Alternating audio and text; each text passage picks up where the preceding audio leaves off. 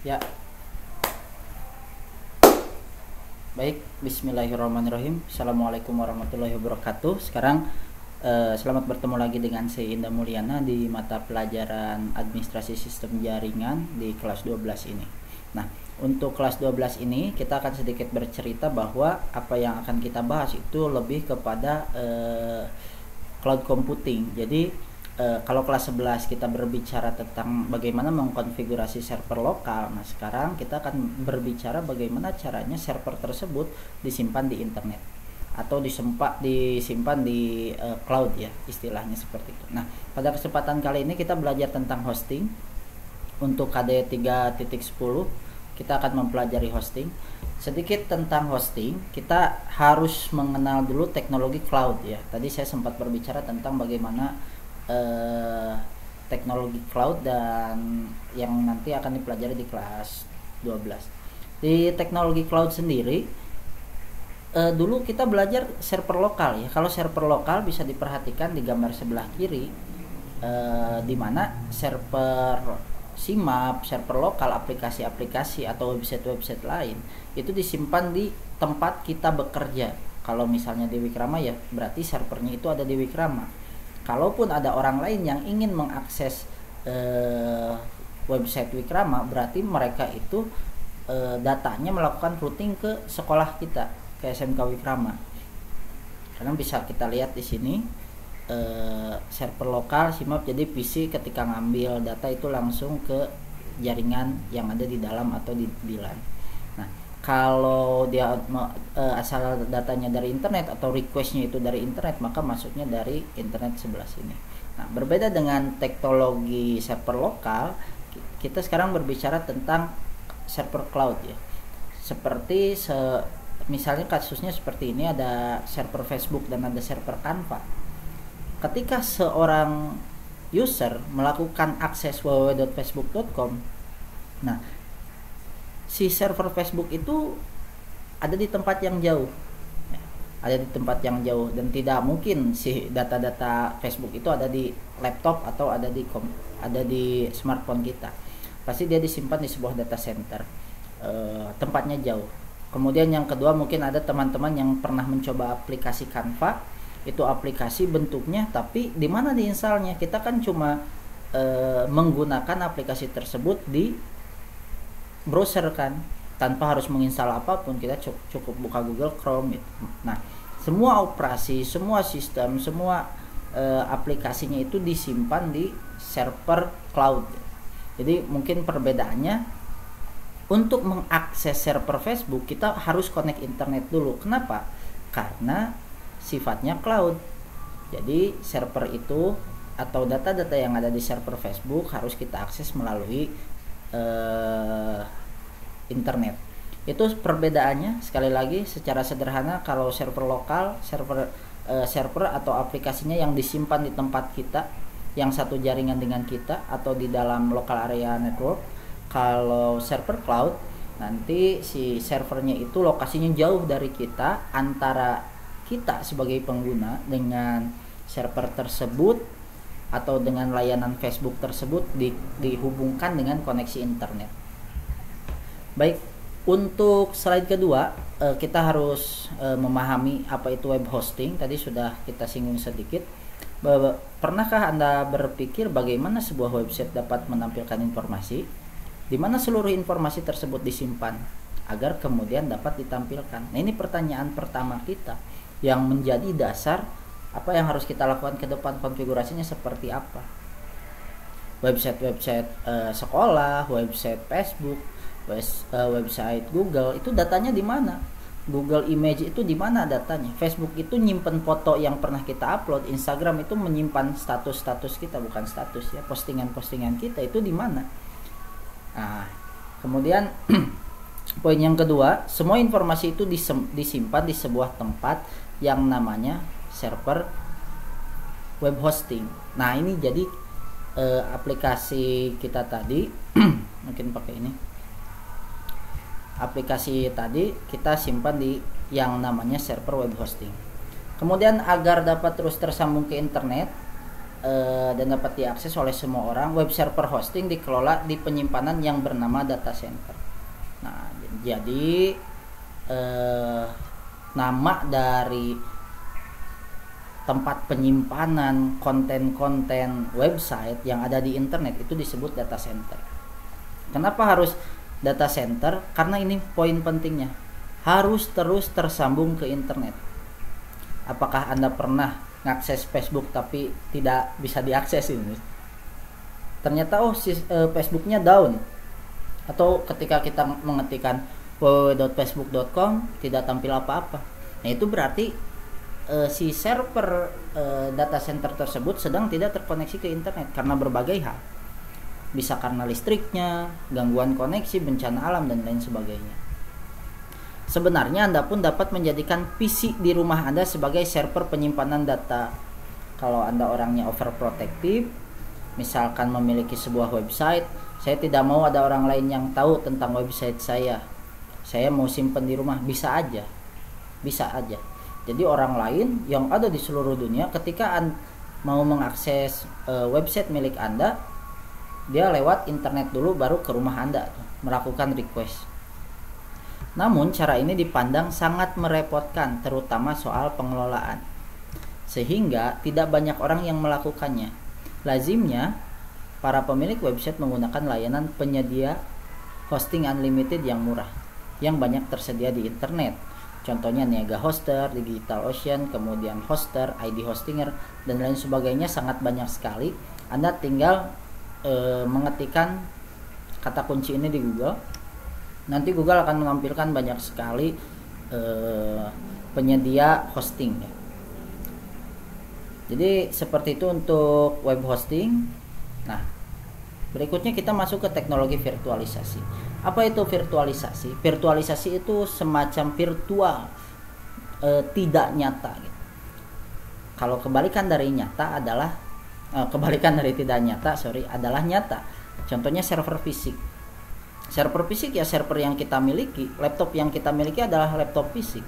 Tetapi dengan teknologi virtualisasi, ketika Anda punya satu server, bagaimana caranya? Namanya manusia rakus kan ya. Bagaimana caranya satu server itu bisa menampung banyak sistem operasi? Jadi teknologi virtualisasi itu adalah satu server fisik yang dapat diinstal beberapa OS virtual. Kalau kelihatannya nih satu, tapi ternyata di dalamnya ada beberapa sistem operasi yang berjalan bersamaan.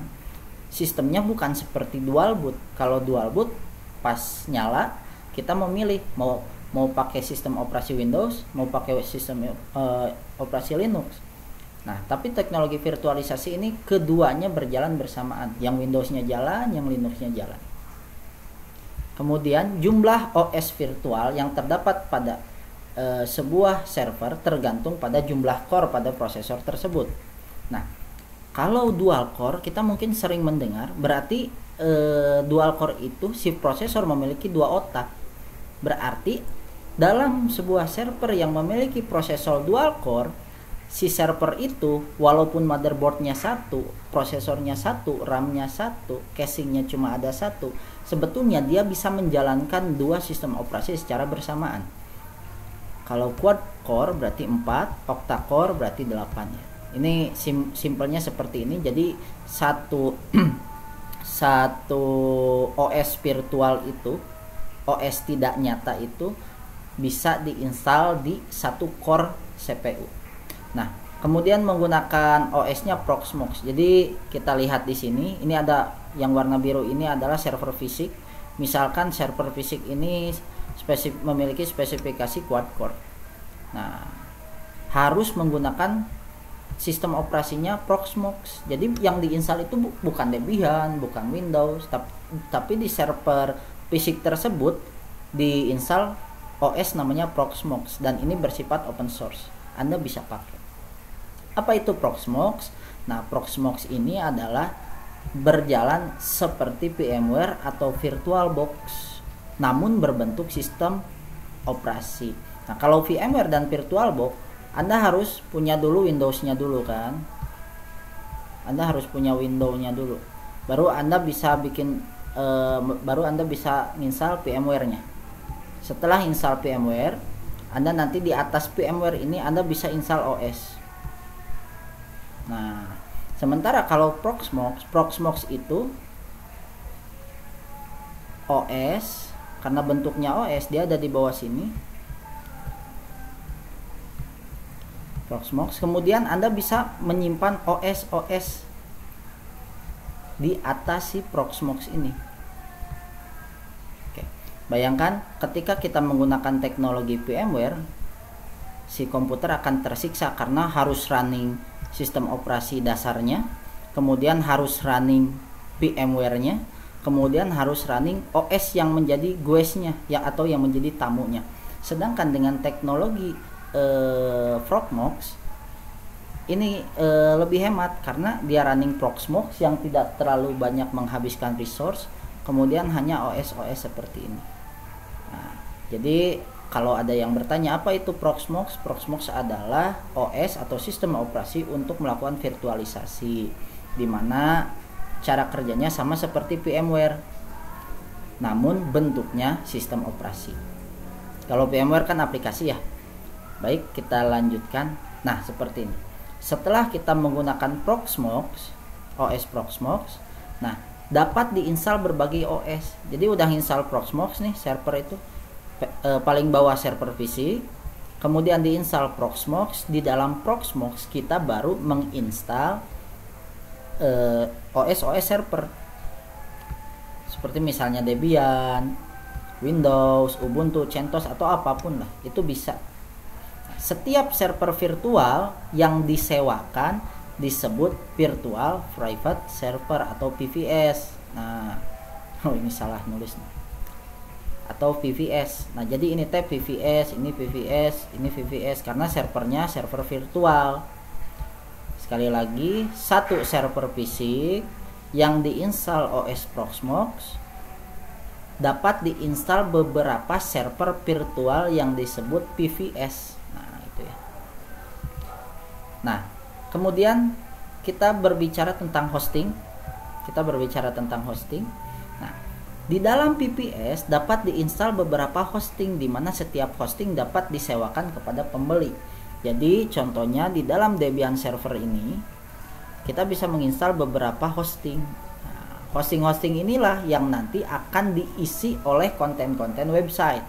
Contoh, saya punya satu server fisik, kemudian saya buat agar dia punya 4 VPS. Di dalam satu VPS, yang hosting A saya sewakan ke Wikrama Bogor, yang B saya sewakan kepada Wikrama Garut. Nanti yang sistem operasinya Windows bisa bebas kita jual ke siapa. Nah, untuk teknik penyewaan di data center, Anda bisa hanya berlangganan satu hosting ini saja, segini. Atau Anda bisa berlangganan satu sistem operasi penuh.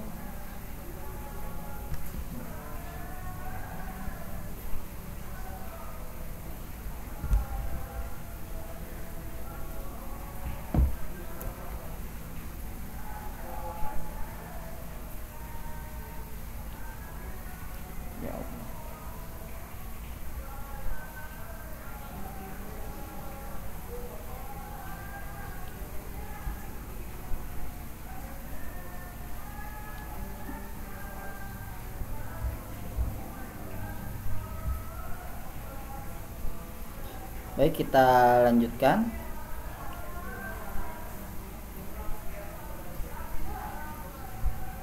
Jadi sekali lagi untuk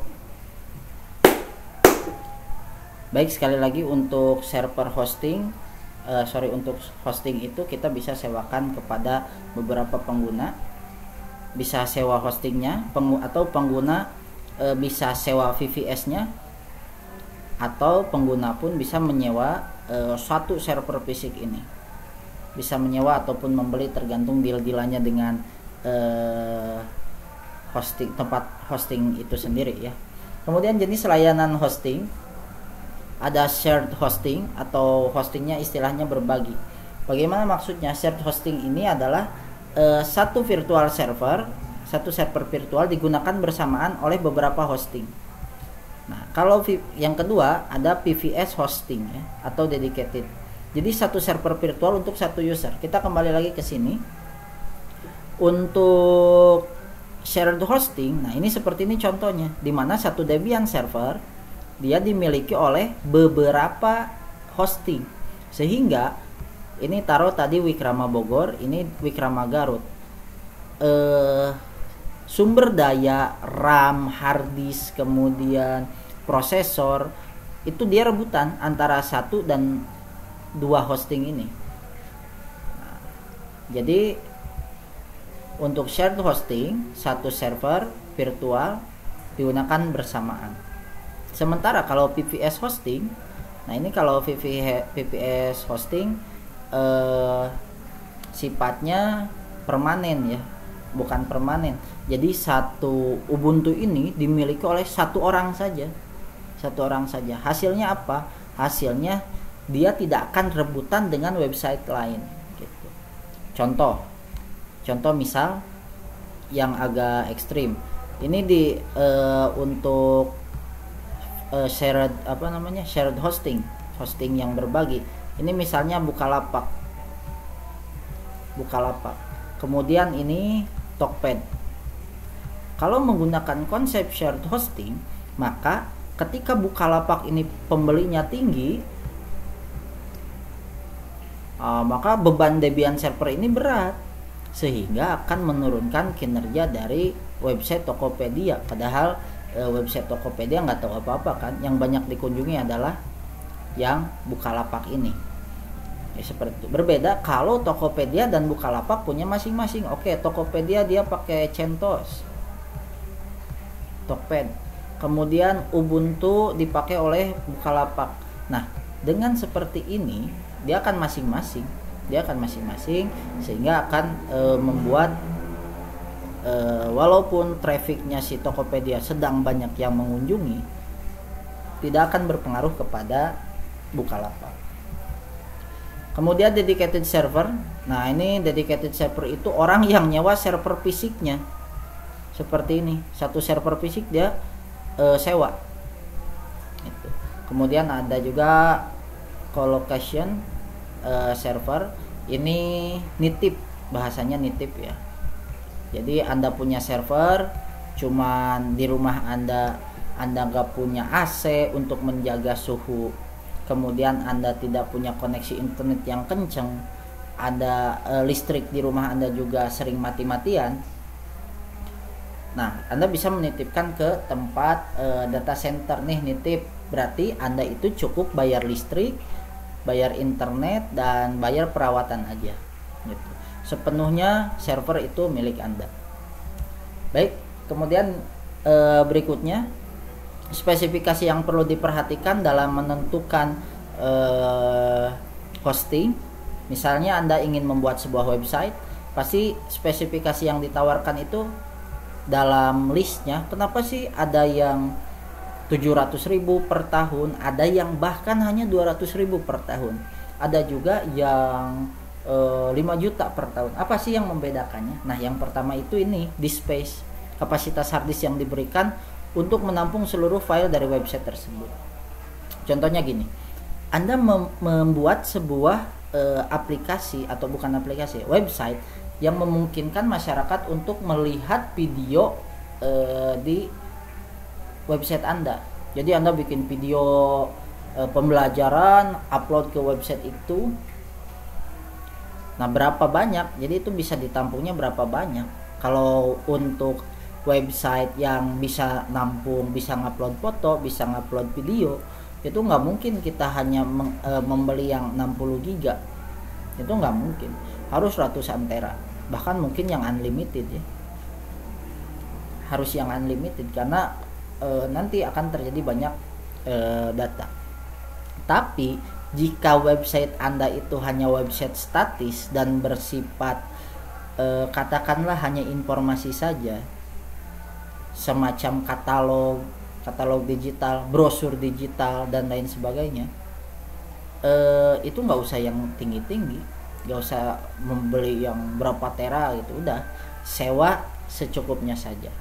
Biasanya sudah ada paket ya. Kemudian kedua, bandwidth itu kecepatan transfer data. Maka semakin banyak yang mengakses, maka semakin besar bandwidthnya. Jumlah bandwidth ini akan di reset setiap bulan. Jadi kadang dibatas juga. Biasanya entry proses ya, yang seperti ini. Jadi kapasitasnya berapa sih website Anda kuatnya? Biasanya 200 entry proses, berarti secara sederhananya biar mudah dipahami, dalam satu waktu website itu hanya bisa menampung 200 orang yang mengakses secara bersamaan. Ketika ada orang ke 201 masuk ke dalam website Anda, itu nggak akan bisa dibuka ya. Dan jumlah bandwidth ini akan direset setiap bulan. Nanti 1 bulan sekali itu akan direset ya. Bayangkan apa yang harus diperhitungkan ketika Anda memiliki website yang kira-kira ini akan banyak pengunjungnya. Nah, makanya beli bandwidth yang tinggi. Kemudian yang ketiga itu adalah webmail. Berfungsi untuk mengelola email dengan akhiran nama domain, misalnya indah@smkwikrama.sch.id. Nah, dalam setiap hosting itu nama domain bisa dijadikan email. Jadi namanya terlihat lebih profesional. Dan setiap paket itu berbeda jumlahnya. Misal, paket yang 200.000 hanya menyediakan 10 user email. Paket yang 500.000 menyediakan 100 user email, tergantung ya. Kemudian control panel servernya juga ini yang berfungsi untuk mengelola dan mengatur server hosting bersifat GUI. Ini yang kedepannya akan kita konfigurasi. Control panel server. Nah, untuk contoh control panel hosting, ini tampilannya seperti ini.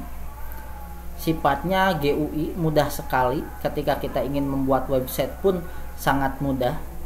Di sini kita nanti akan belajar. Pertama, menginstal cPanel ini. cPanel ini yang paling umum digunakan, hanya saja kelemahannya hanya tersedia untuk platform Linux. Dan cPanel ini tidak bisa diinstal di Windows. Kemudian yang kedua, Flash. Nah, ini tampilannya seperti Windows XP, bisa diinstal di Linux dan bisa juga berjalan di Windows Server. Ya, teman-teman yang pakai Windows Server dia harus pakai ini. Untuk fitur-fiturnya sama aja seperti control panel sama aja seperti yang sebelumnya ya, yang cPanel itu. Nah, jaminan kualitas data center. Ternyata ketika kita memilih data center, setiap data center itu memiliki ranking, di mana rankingnya itu disebut TIER. Kita sebut aja tier ya. Tier. 4 yang paling bagus, 1 yang paling buruk. Dimana ketika Anda berlangganan data center yang kelasnya kelas bintang 4, jaminan uptime-nya atau si data center itu dipastikan menyala 99,995% per tahun. Artinya kemungkinan website Anda down, mati, kemungkinan tidak bisa diakses hanya 2,4 menit saja dalam waktu 1 tahun. Kemudian dia juga memiliki power backup selama 96 jam, mati lampu dan sebagainya, ada backupnya, tetap bisa menyala selama 96 jam. Berarti berapa hari itu? Ketika mati listrik seharian, website Anda tetap bisa diakses. Kemudian merupakan tier 1, 2, dan 3 lengkap dengan 2N plus 1 full dengan redundansi di seluruh perangkat. Nanti kita akan bahas ini di materi berikutnya. Kemudian tier 3, jaminan uptime-nya itu adalah 99,982% per tahun. Downtime-nya 1 menit. Ini salah nih, sepertinya bukan 16 menit. Nanti akan saya cek. Power backup-nya selama 72 jam. Nah, kemudian ini merupakan tier 1 dan tier 2 dengan tambahan N1 dan toleransi kesalahan. Tier 2, kita fokus ini aja, downtime-nya itu 22 menit ya. Kemudian tier 1 dengan redundansi power dan AC. Nah, jadi dia ada redundansi power atau ada semacam apa ya disebutnya, baterai cadangan lah atau UPS. Kemudian dikasih juga AC untuk menjaga suhu tubuh, suhu servernya. Jaminan uptime dari yang tier 1, downtime-nya itu adalah 28 menit tanpa redundansi perangkat atau tanpa pengamanan. Jadi Anda ketika berlangganan data center, lihat kelas-kelas ini dan fokusnya harus ke backup dan juga downtime-nya. Nah, itu saja mungkin yang dapat kami sampaikan. Kurang lebihnya mohon maaf. Silahkan nanti untuk mengerjakan beberapa soal di Google Classroom. Terima kasih. Aku qouli hadza wa astaghfirullahi wa lakum. Assalamualaikum warahmatullahi wabarakatuh.